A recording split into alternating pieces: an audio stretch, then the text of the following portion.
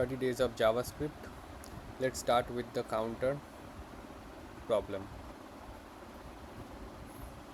So in the question it says, given an integer n, return a counter function. The counter initially returns n and then returns 1 more than the previous value every subsequent time it is called. That is n, then n plus 1, then n plus 2, etc. The given inputs n equals to 10.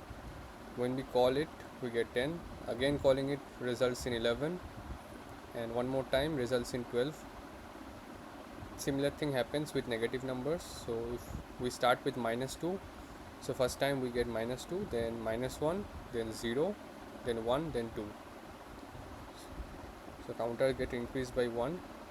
You can see the constraints are -1000 to +1000, and there will be maximum of 1000 calls. Okay, so let's start with this.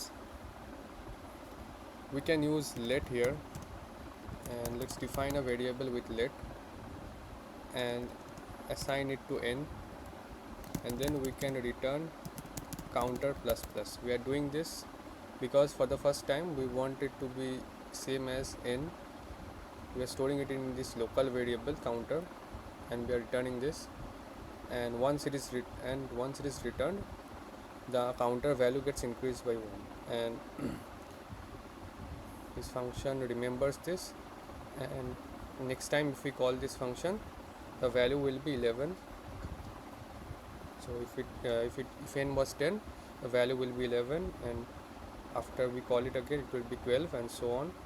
So let's run our program and see if it is working properly.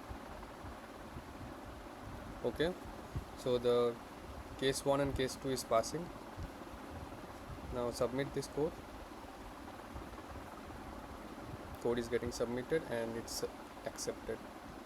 Okay, that's it in this one. Thanks.